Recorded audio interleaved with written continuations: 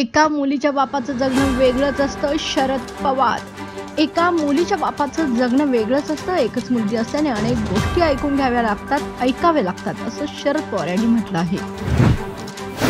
4 जाती व 5 लाख रुपयांची मागणी करत मानसिक छळ केल्याप्रकरणी गुन्हा दाखल.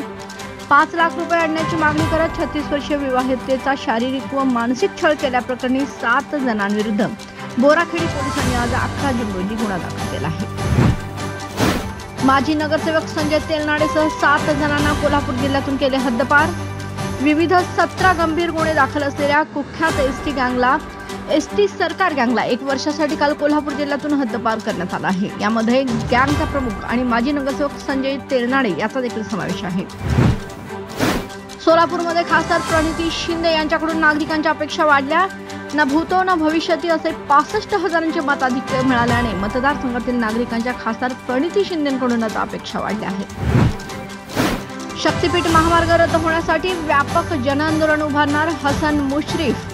आणि शेतकऱ्यांना भूमिहीन बनवणारा शक्तीपीठ महामार्ग रद्द होण्यासाठी प्रसंगी सर्वपक्षीय व्यापक जनआंदोलन उभारावे लागेल अशा भावना वैद्यकीय शिक्षण मंत्री व पालकमंत्री हसन मुश्रीफ यांनी केला आहे. रुग्णांकडून अतिरिक्त रक्कम लाटल्याप्रकरणी 5 जणांविरुद्ध गुन्हा नोंदवण्याचे आदेश.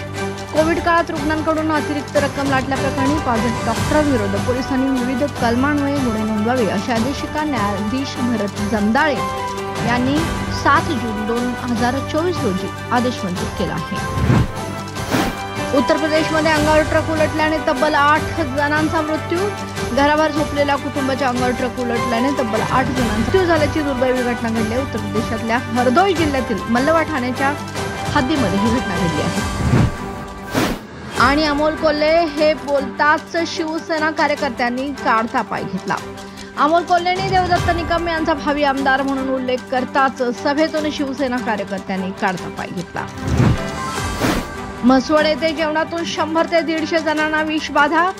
नूतन बंगल्याच्या वास्तुशांती समारंभातील जेवणातून 100 ते 150 जणांना विषबाधा झाली आहे. त्यांच्यावर म्हसवड येथील शासकीय रुग्णालयात तसेच 3 ते 4 खासगी दवाखान्यात उपचार सुरू आहेत. निवडणुकीत सर्वात जास्त मेहनत उद्धव ठाकरेंनी घेतली. पण लोकसभा निवडणुकीत सर्वात जास्त मेहनत उद्धव ठाकरेंनी घेतली. आजारपण असून प्रचारासाठी ते खूप फिरले, मात्र त्यांना 9 जागा मिळाल्या. युती असती तर चित्र वेगळे असते असं वक्तव्य उच्च व तंत्र शिक्षण मंत्री चंद्रकांत दादा पाटील यांनी केलं आहे.